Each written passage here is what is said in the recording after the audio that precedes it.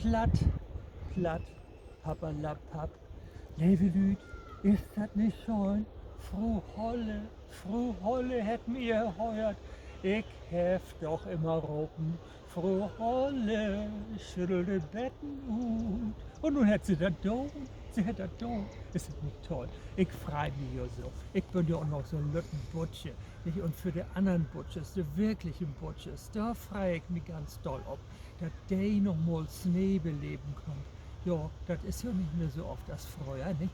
Und du hab ich noch ein schönes Gedicht mitgebracht. Düssen, Lütten, Himmelburg, nicht? Und das Buch Plattdeutsche Bücher für Kinder. Und du gibst das Gedicht Schnee. Wat dat sneit, Jung, du holst die natte Föt. Lob man graune Schoß der Klopp, du mott erst n Reister ab. Schuster Klopp, du sollst sporzen Reister ab. Meinetwegen, man so Lütten, hey, brauch auch nicht lang zu sitten. Kick mal, Meister, wat dat sneit. Oh, wie kribbelt dat alle ne Feut.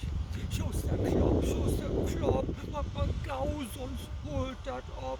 Schuster Klopp, de Sichtblut, paff. Set die da und töf man ab.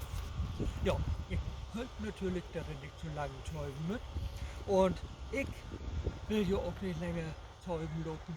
Baut Rutlevelüt und baut einen Schneemann oder baut eine Schneeballschlacht oder selbst jo in oder was auch immer. Wie habt auch immer Schnee eten, jo.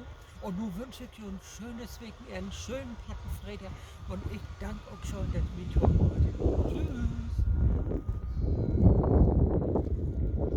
So.